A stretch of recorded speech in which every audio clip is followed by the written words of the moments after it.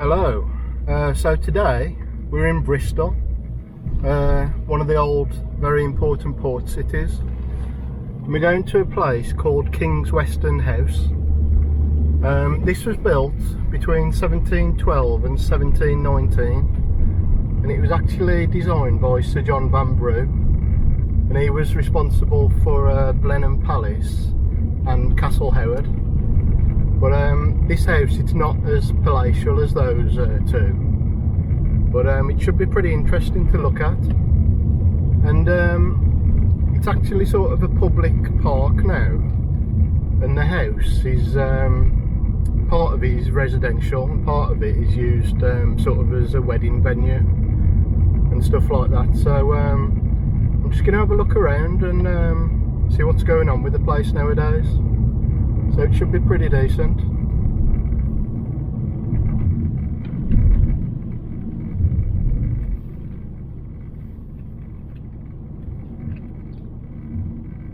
So this is actually called Kings Weston Road, so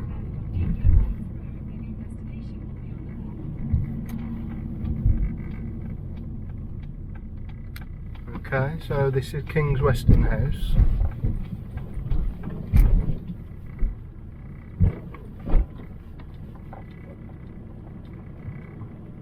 Don't know exactly where we've got to go yet, but,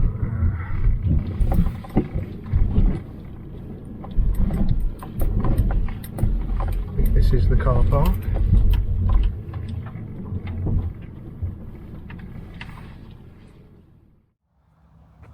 So, pretty much as soon as you walk around the corner from the car park, you arrive at the Grade 1 listed Kings Weston House. And as you can see, this is quite popular with dog walkers already, quite early in the morning.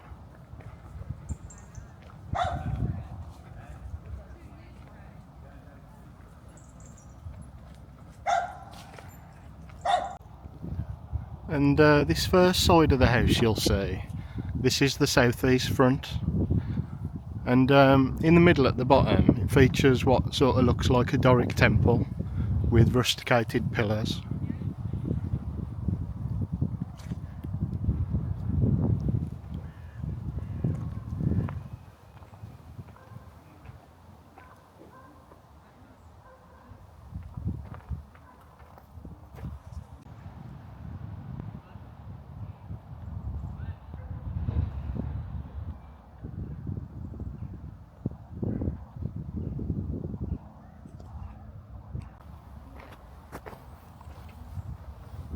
And this house is built in the English Baroque style.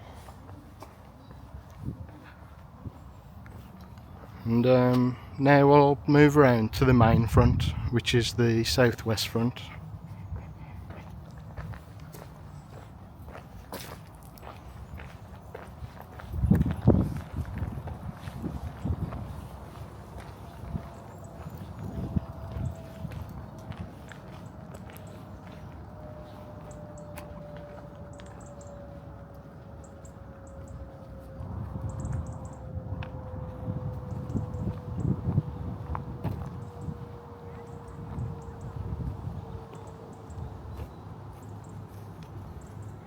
That's really nice looking, that is.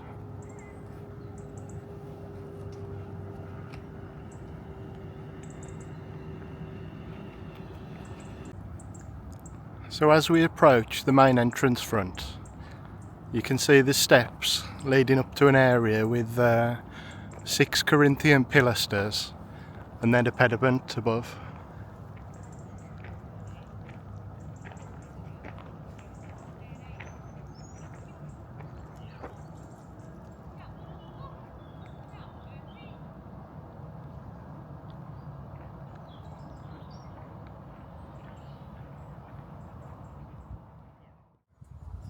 So as I was saying earlier in the car, the current house here was built between 1712 and 1719, and it was designed by the celebrated architect Sir John Vanbrugh for Edward Southall, who had inherited the estate from his father Sir Robert Southall, who was once a diplomat, spy and president of the Royal Society.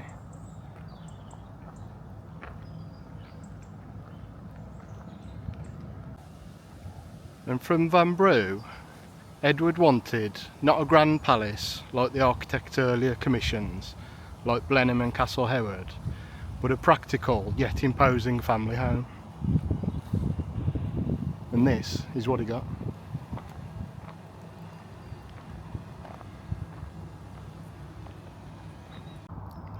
The interiors were later reworked in the mid-1760s by the architect Robert Milne, who had already worked on some of the estate buildings. And as you can see, this side of the house here and the one round the back are quite plain compared to the other two fronts, which are the main two fronts really.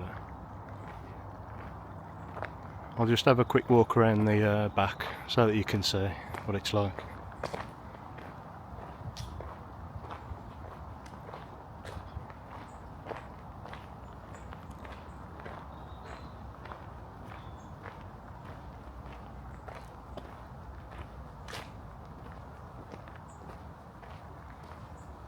So as you can see, this is the side of the house that they probably didn't really want you to look at too much or approach from.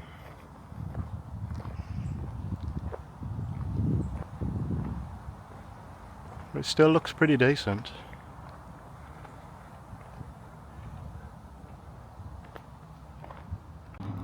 And if we go back round to the main front, you can see that they've got these two little sort of sphinxes either side of the steps.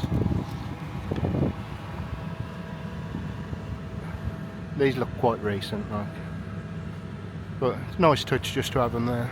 Brightens the place up a little bit.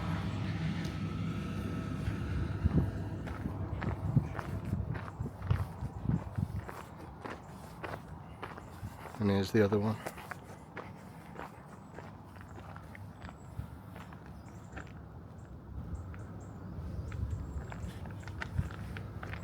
I think there was a noisy generator around the other side, so apologies for that. And if we just move over here, there's another more recent looking statue. Not sure who that's supposed to be. Hercules or someone. I've actually moved out a little bit from the house so that you can see one of the significant architectural features on the roof up there, which is basically what they've done. In the centre they've grouped all of the chimneys into a massive sort of square arcade, and you can just see the light sort of poking through on the centre of the roof there from what looks like a little arcade.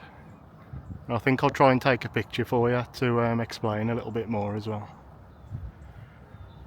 And obviously there's some vases or urns up there as well.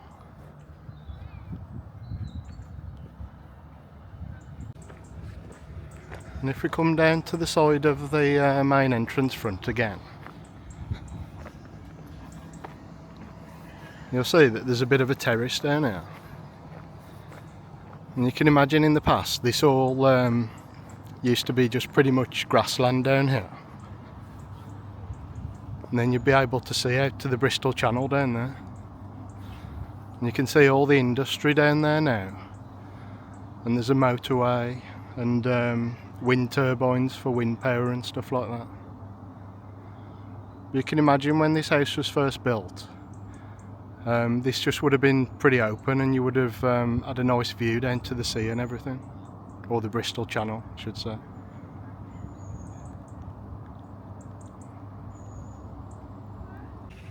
And I will be going inside shortly for a tour, so hopefully I can show you some of that.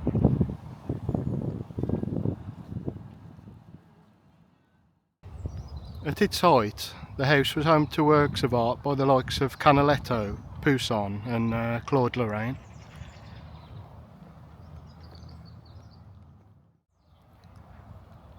And the house remained in the Southall family until it was sold in 1833. When the new owner Philip John Miles died in 1845, his estate was worth more than £1 million, making him Bristol's first recorded millionaire.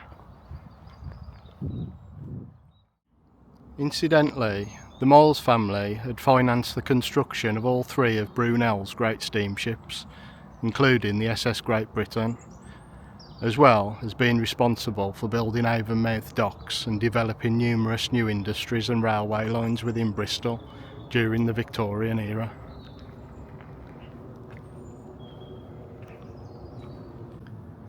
And during the First World War, the house was converted into a hospital before being sold again in 1937. It then later housed military during the Second World War. Following the war, the house had various educational uses until 1970, when the Bristol Corporation purchased the house for £305,000 to set up a police training centre. The future of Kings Weston House looked quite uncertain when Avon and Somerset Police left for their new premises at Portishead in 1995. It was boarded up to stop vandalism and lay neglected and desolate for 5 years.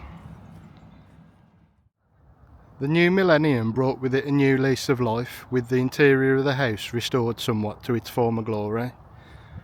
In 2001, the house was reopened, with the ground floor used as a venue for both business and private events. It's now a conference and wedding venue, as well as a communal residence.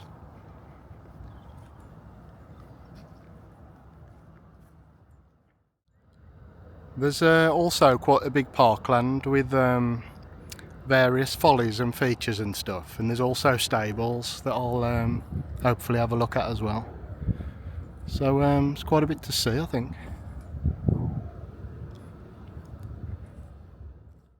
Look at the toilet.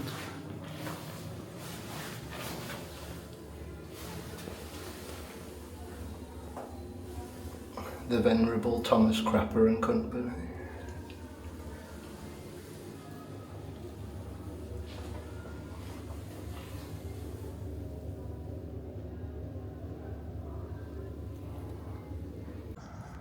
And I think I'm going to go inside now.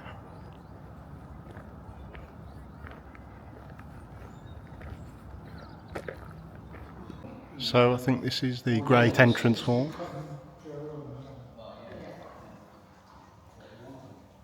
Nice bit of furniture. Yeah. This one there, was it? None of this. The lion's one.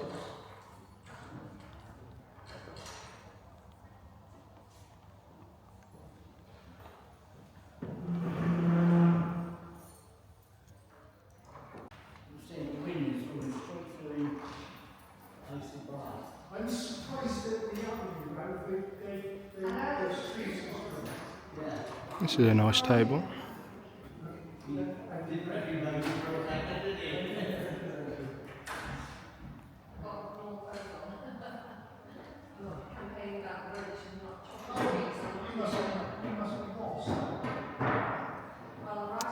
And these pictures that cover all of the walls, I believe these were members of the old family and friends and stuff like that.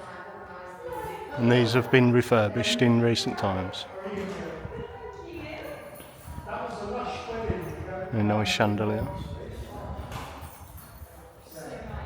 I never took the opportunity to go and have a look at that. And I believe that is the head of an Irish elk up there, which is quite rare. The underneath is superb.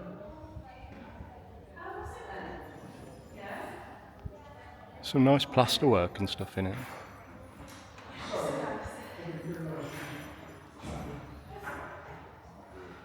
always do that.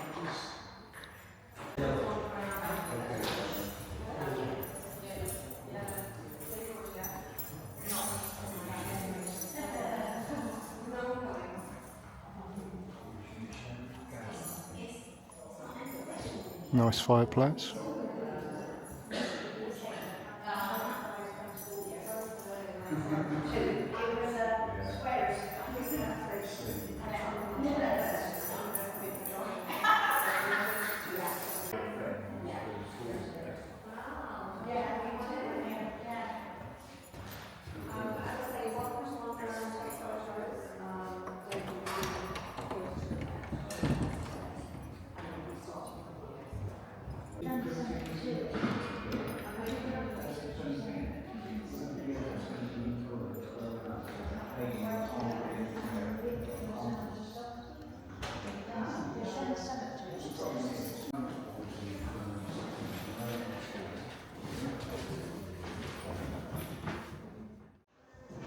This next room's got a bit of an exhibition in it.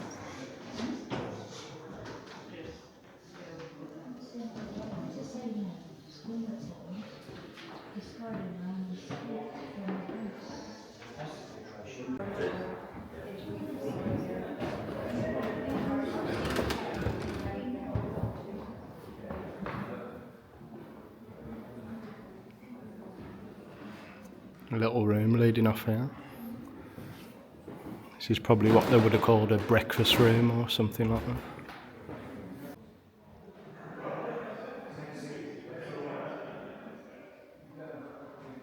Several little chandeliers.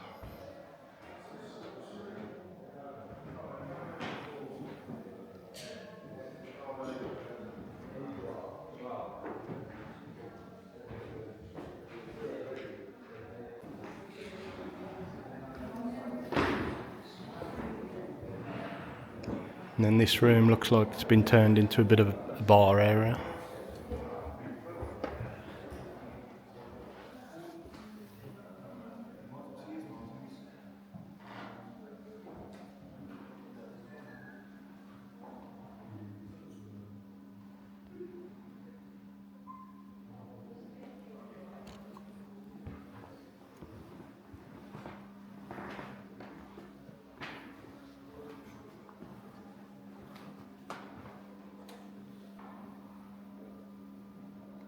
Interesting light fixture there, poking out from the wall.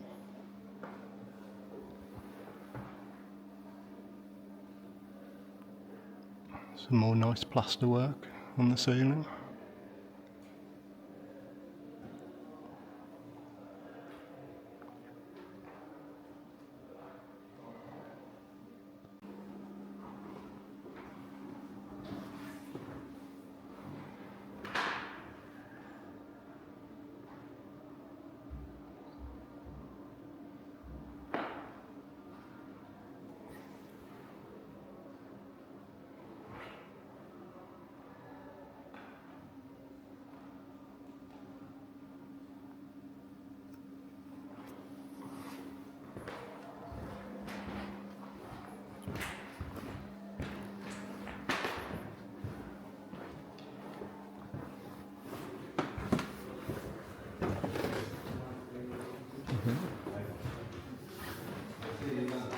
There's a bit of an atrium in the middle here.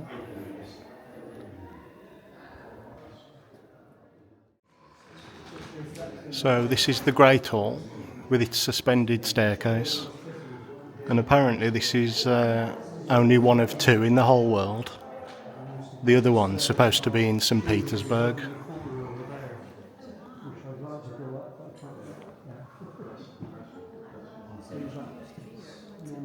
And quite a fantastic ceiling actually, lovely colour.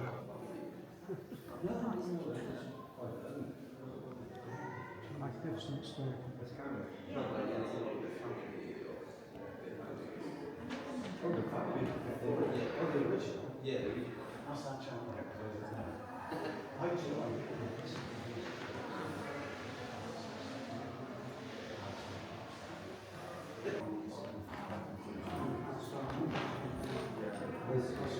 Gorgeous chimney piece as well.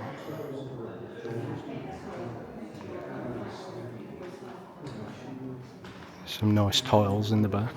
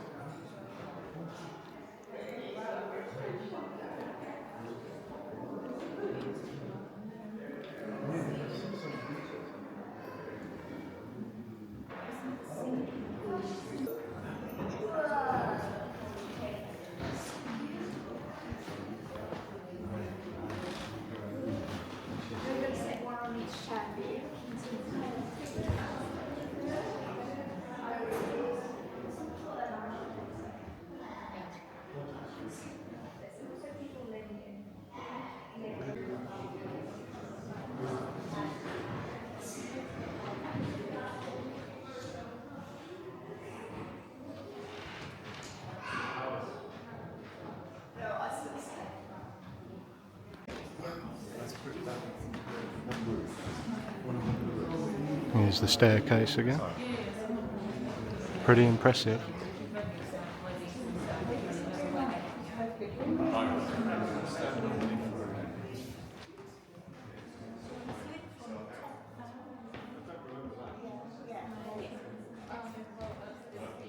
Just about to start a tour, if anybody's interested. Chair of the Kings Weston Action Group. We are here today courtesy of John Barbie and Kings Weston House.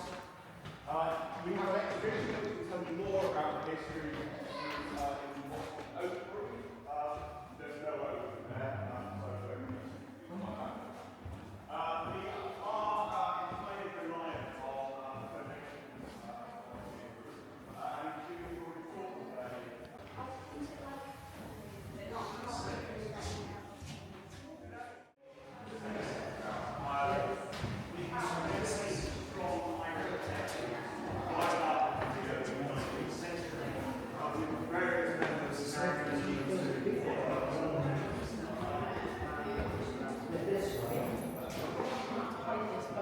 Into another room.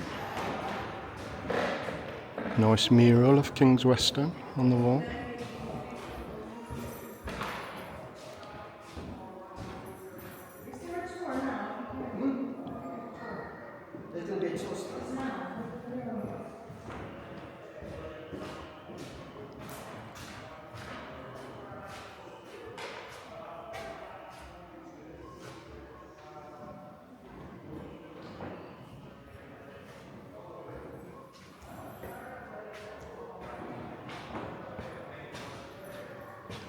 Ceiling's a bit plain in this room.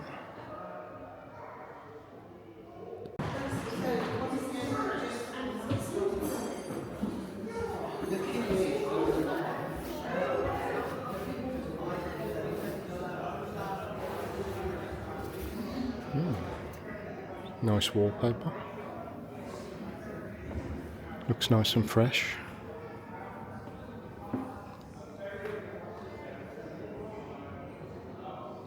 This is a room on the corner of the house.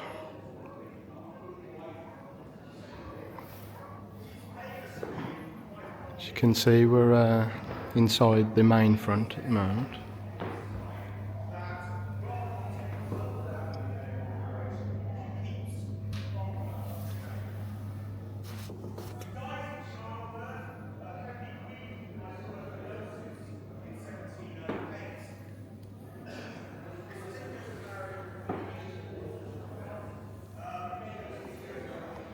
Just have a look at this wallpaper for you.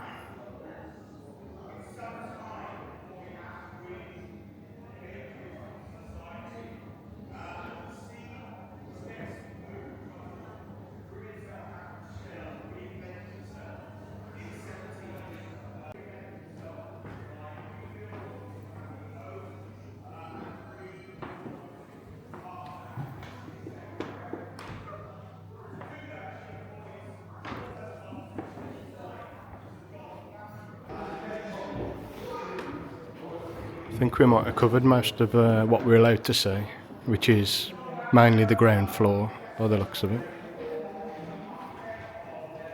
Back in the Great Hall again now, with the suspended staircase.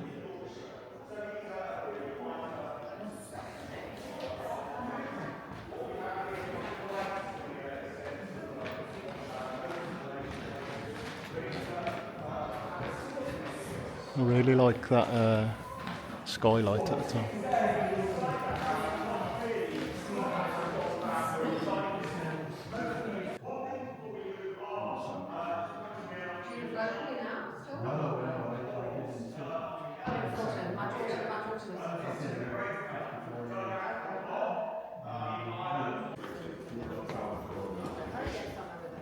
So we'll now move on through to what's called the oak room. In this direction, I'll talk again. Any questions you have as we go? There we go. So that was a little peek inside the house. Now I'm going to have a search and explore around the gardens and grounds.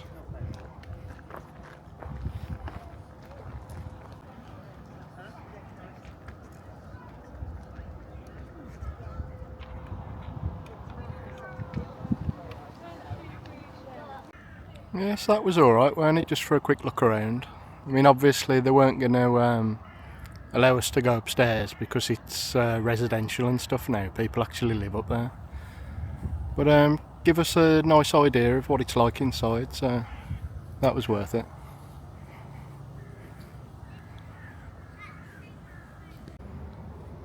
So just round the corner from the house actually, there's this little area here that we'll have a very quick look at.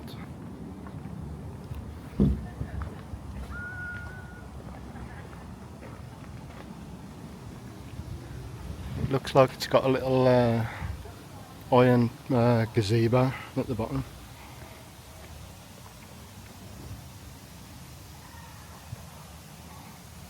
It's quite pretty.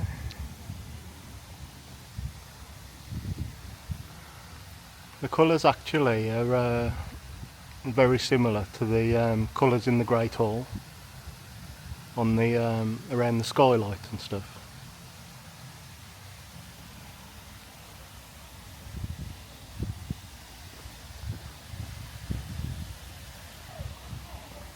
Nice little area. Okay, so let's move on.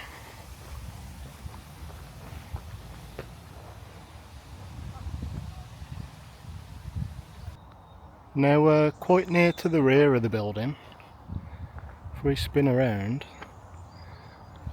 we've got a building here, and this is called the Brew House. As you can see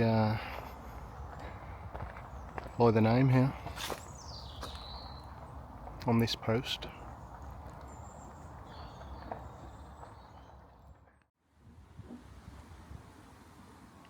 And this grade 2 star listed building was built around 1719 and was also by Sir John Vanbrugh. And I believe this is a private residence now.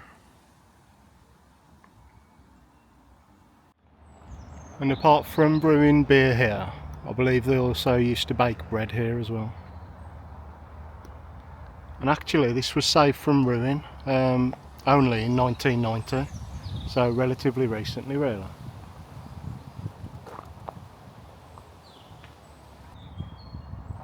And there's the a little view of the side. Obviously we can't get too close because it's private now. And then not far away, got this building which is probably a lodge to the estate, quite a small one.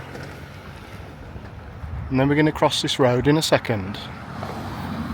And over there should be stables and walled garden. There's that little lodge building. Okay, so if we spin around, like I was saying before the cars come up the road, this should be the stables and walled garden up here. Alright, so on this side of the road, I believe this is the former stables, which are grade 2 star listed. And as we'll see, these look to be in a neoclassical style.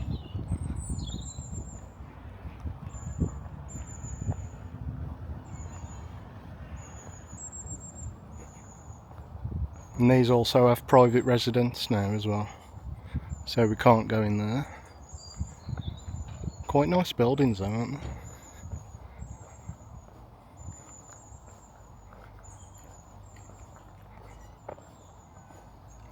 they? Very nice.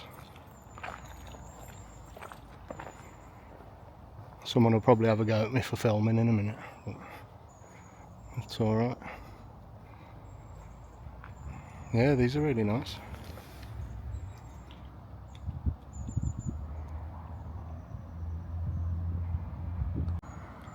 So these date back to around 1763, and these were laid out by the Scottish architect Robert Milne, who was famous for designing Blackfriars Bridge in London.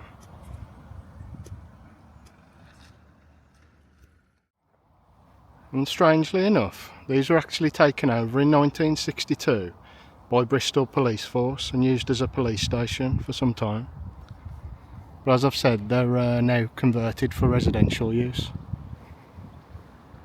They're nice though, really nice.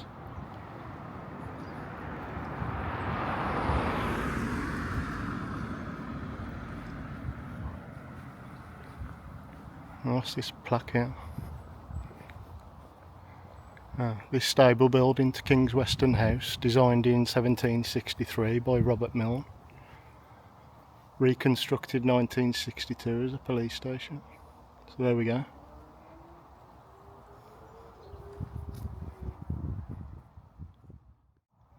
And if we look directly opposite, this would be the walled garden and lily pond, which is also grade 2 star listed. And if you look, the lodges on each side of the road actually mirror each other. So you got the two there, and then you got the two a bit further up.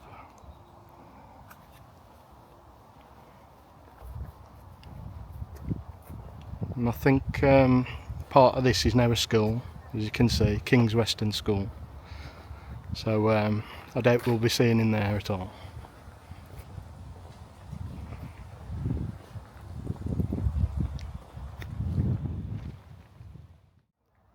Here's a closer look at one of those lodges to the walled garden.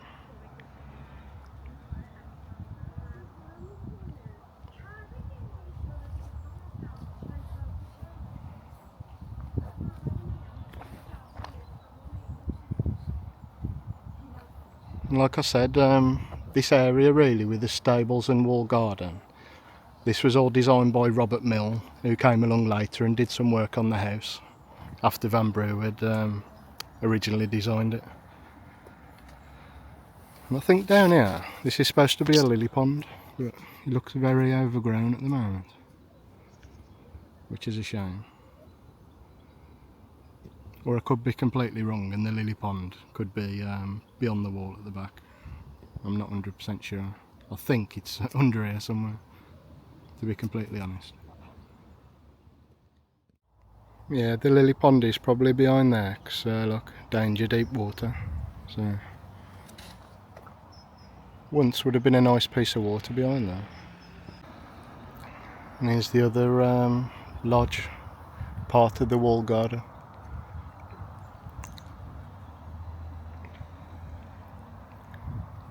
Looks quite derelict really. Not sure what it'd be like from inside. As you can see, the walled garden extends quite far towards the road down there. And then back to that lodge with Kings Weston house not far inside there. So it wouldn't have been that far away from the house, but now there's a road running through the middle of it. And this garden building I'm coming up to now, this is called the Echo.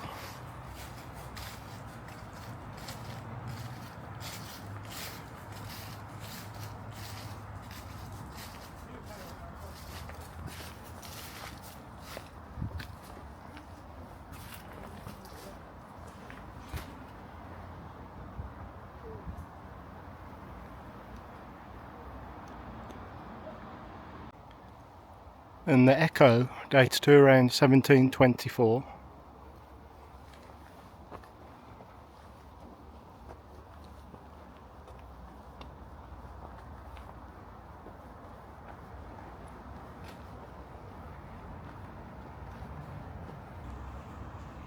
And this was also designed by Sir John Vanbrugh. And it was built really to be looked at from the house and to look back at the house from.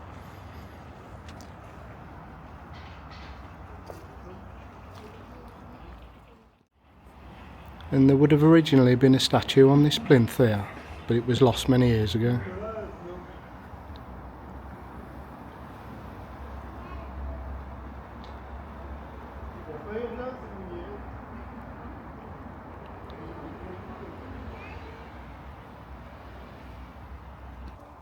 And across the top you've got these urns with sort of grotesque faces on, which I'll get a picture for a bit more of a close-up.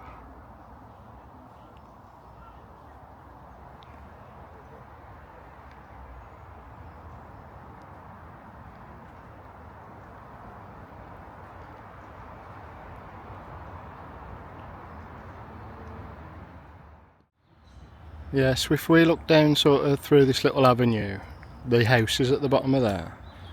Then if we spin around, the echo's up here.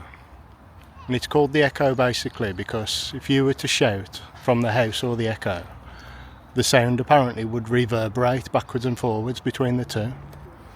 So that's where echo comes from.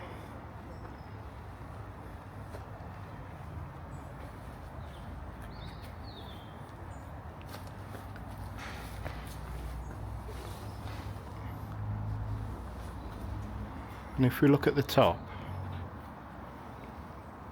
it looks like there's holes for beams and stuff, so there probably would have been a roof on here originally as well. So it's a nice little garden building.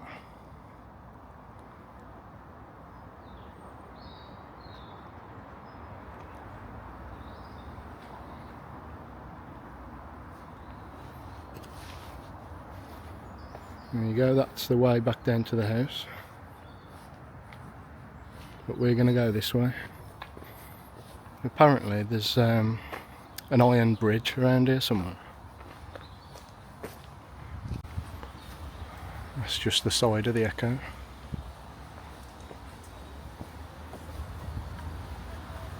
In the rear.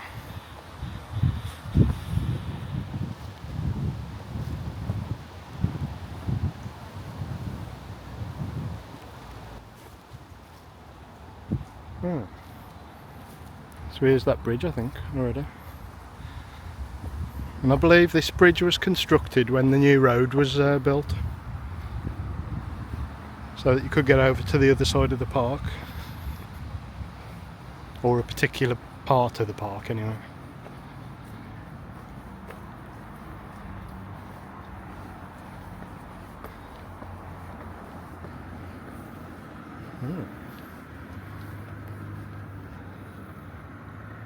There we go, sir.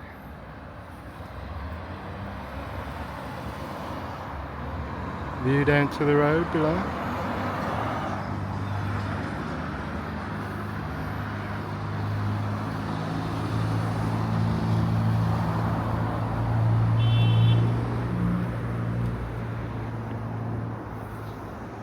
And there's various buildings over here. And I believe the building up this drive used to be the old Kings Weston Inn, where people used to go to eat and drink and stuff. People from the estate and workers and stuff like that. And this is also now a private residence and grade 2 listed. And apparently this was built in the 1720s. And probably designed by Van Brugh, although it's been altered since.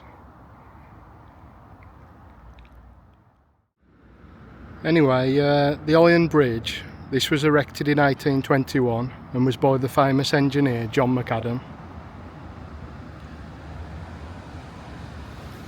Let's go back over the other side.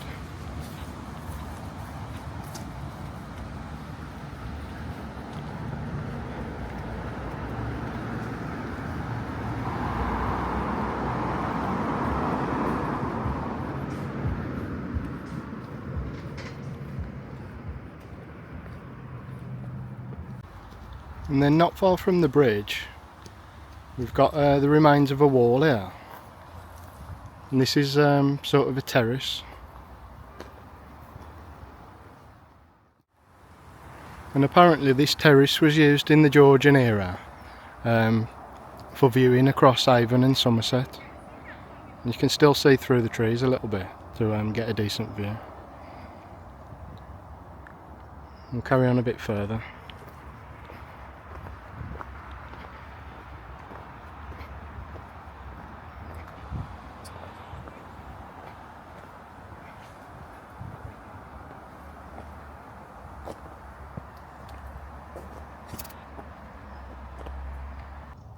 And shortly further along we're coming up to an area that used to be used as World War II barracks by the army when they were in control of the park.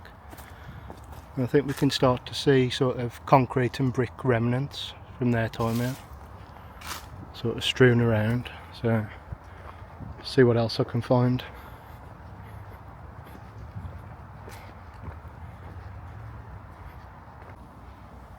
So here it looks like there's a base for a building or something. Concrete base.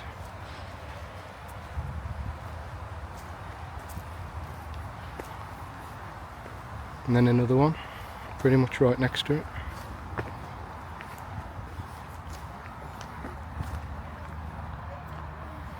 Various remains. Little pipe coming out of the ground there.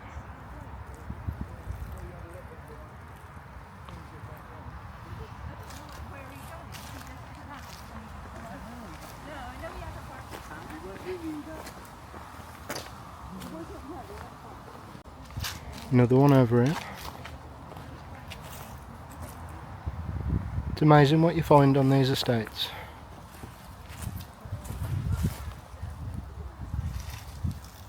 Some kind of drainage pipes or something. Ah, that looks like porcelain, so these were probably toilets here. It's amazing, isn't it?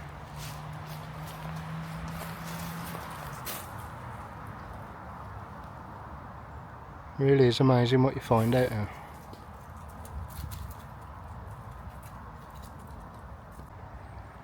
So I'd probably be standing at the front of toilet cubicles there, with the two toilets in front of me. Those toilets have obviously been smashed off when they demolished this place.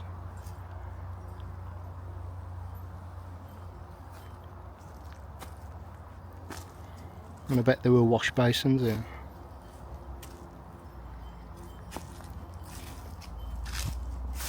And just off the side of this path I'm on, there's some concrete steps here as well, leading down into the park, sort of back down in the direction of the house. So these would have been from the time the army was here, I expect. But I'm going to carry on that path I was on earlier.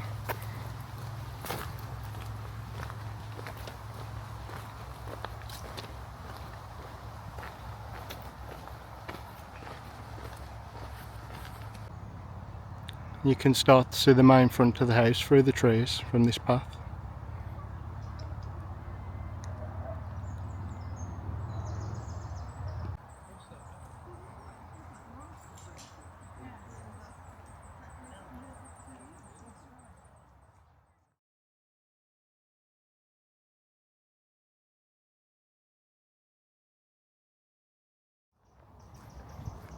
I've continued about a mile down that path, and I think I can see the next little feature.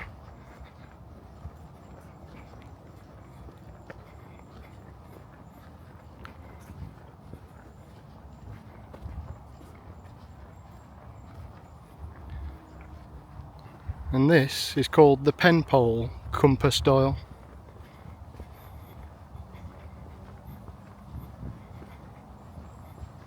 Strange looking thing. And now they've put like an iron seat around the base of it.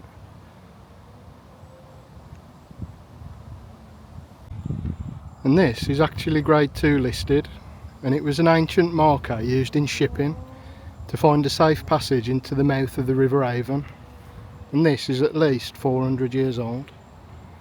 So if we just have a look to the side of it here, just through the trees, in the distance, we can see down to the Avon and stuff. And I'll try and zoom in and stuff, we'll get a picture.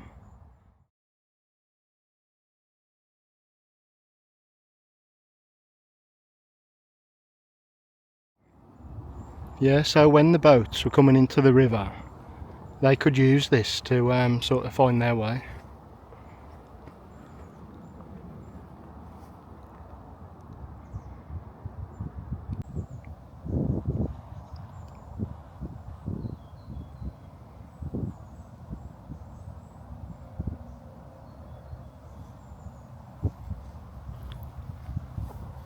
Here we go, and there's a little trig point. It is called a trig point, isn't it? So that shows you how high we are, marking sort of the highest little bit of the land.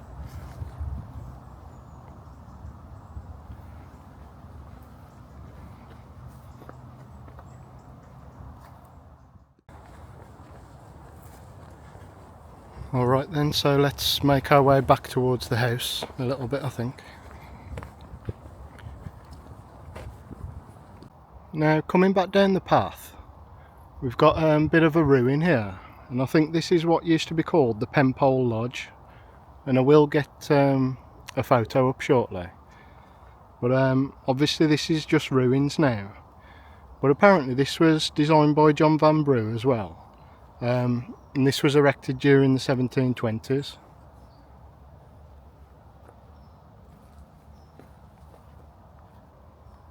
However, it was demolished in the 1950s due to safety fears after becoming dilapidated.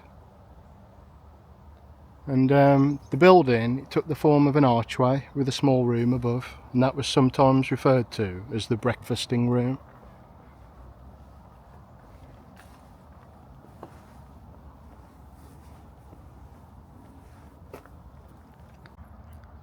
And this actually isn't that far from that Penpole compass point that we were just at.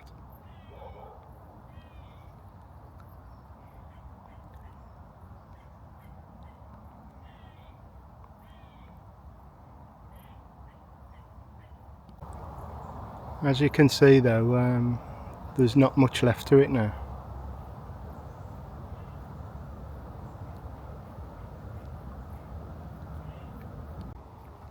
Alright, yeah, carry on back then I think.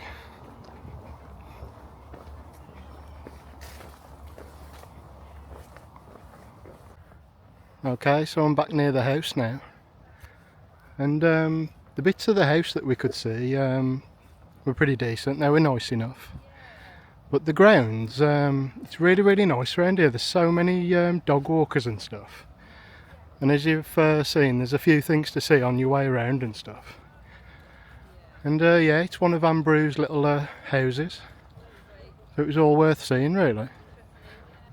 So yeah, if you're anywhere nearby, I would advise a visit here, just come and have a look around and whatever. But I will say, the house is not normally open. It's been open for an open day today. I don't know if they only have like one a year or a few a year or something, but just bear that in mind. You'll only be able to go around the grounds usually. And here we are with a nice view off into the distance with Avonmouth or the Bristol Channel.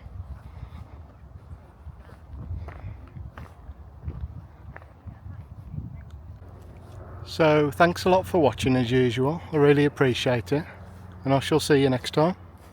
Thanks a lot.